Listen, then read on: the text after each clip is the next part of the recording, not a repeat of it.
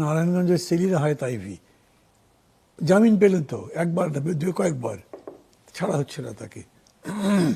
9টা 10টা 12টা করে মামলা, এগুলি তো আওয়ামী প্র্যাকটিস। আওয়ামী লীগের আপনাদের বিরুদ্ধে, আপনারা যখন বিরোধী দলে ছিলেন বা বিএনপির বিরুদ্ধে অন্যদের বিরুদ্ধে 100-150 মামলা দিয়ে রাখত। ইউনূসের সরকারও সেই ঘটনা করেছে এবং সেগুলি তারা এখন অব্যাহত রাখছে। তো এগুলোর তো মানে কতকাল আমাদের জীবন পার হয়ে গেল। আপনি কাউকে কাউকে গ্রেপ্তার করছেন, রাতের মধ্যে ছেড়ে দিচ্ছেন, কাউকে গ্রেপ্তার করছেন 4 দিন পরেই জামিন দিচ্ছেন, আর এখানে জামিন পাওয়ার পরে আরো মামলা দিচ্ছেন, কিরকম হলো? তো এটা তো এটা তো কোনো আইনের শাসন হতে পারে না।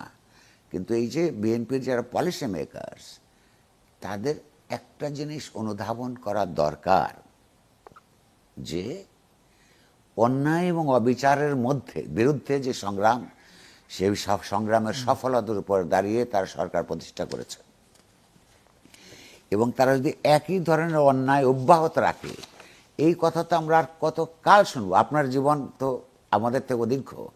আমাদের সারা জীবনে একটা কথা শুনতে শুনতে পার হয়ে গেল যে একটা সরকার যখন অন্যায় করতে থাকে, বিরোধী দলের লোকদের যখন ভিক্টিমাইজ করে, তখন তারা বলে এই কাজগুলি করবে না। ক্ষমতা এসে প্রথমেই বলে, তাদের অন্যায়ের বিরুদ্ধে কথা বললে মনে করিয়ে দিতে চায় আমাদের বিরুদ্ধে কি হয়েছিল আপনার মনে নেই? অবশ্যই মনে আছে। আপনাদের বিরুদ্ধে যখন অপোজিশন ছিলেন, বিরুদ্ধে ওই সব অন্যায় হয়েছিল বলে আমরা আপনাদের পক্ষাবলম্বন করেছিলাম। পক্ষাবলম্বন করেছে এই কারণে নয় যে আপনারা ক্ষমতা গেলে আবার একই কাজ করতে থাকবেন। এই খারাপ বড়ি থোরের মধ্য থেকে, এই চক্র থেকে বাংলাদেশকে যদি আমরা বের করে নিয়ে আসতে পারি, তাহলে আমরা ইতিবাচক উন্নততর বিকাশের জন্য পৃথিবীর চারদিকে তাকিয়ে ইতিবাচক কোথায় কোন দেশে কি হচ্ছে সেই পদক্ষেপগুলি আমরা নেব কি করে? আর যদি সেইটা আমরা না নেই, তাহলে আমরা যারা বৃদ্ধ হয়ে যাচ্ছি, তারা আমাদের পরবর্তী প্রজন্মের জন্য যদি দেশটাকে 1 ইঞ্চিও এগিয়ে দিয়ে যেতে না পারি, এইটার যে মর্মবেদনা, এই মর্মবেদনা নিয়ে আমরা কোথায় যাব? আপনি বরং আমাদেরকে বলেন। আমি একটু বিচার ব্যবস্থার কথা জিজ্ঞেস করি আপনাকে। বিচার বিভাগের স্বাধীনতা নিয়ে তো অনেক কথাবার্তা হয়েছে।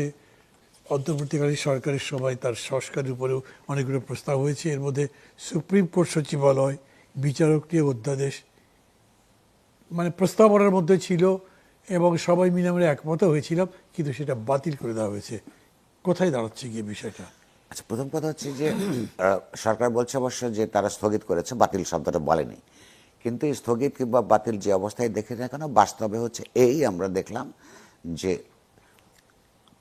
এই সুপ্রিম কোর্টে যে সচিবালয় হওয়ার কথা, এইটা যে নির্বাহী বিভাগ থেকে বিচার বিভাগকে পৃথক করার জন্য একটা অন্যতম গুরুত্বপূর্ণ পদক্ষেপ, এইটা তাত্ত্বিকভাবে কেউ অস্বীকার করবে না।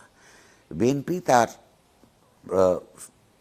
নির্বাচনী ম্যানিফেস্টোর মধ্যে বিচার বিভাগের স্বাধীন করার কথা বলেছে। আইনজীবীরা দশকের পর দশক ধরে এই দেশের নির্বাহী বিভাগ থেকে বিচার বিভাগকে স্বাধীন করবার কথা বলেছে এবং সর্বশেষ প্রত্যেকেই যারা নির্বাচন করেছে এই কথাটা বলেছে। তারপরও আমরা সরকারকেই এই অন্তর্বর্তীকালীন সরকারের এই প্রস্তাবকে, এই আইনকে ঠেকে দিতে দেখলাম।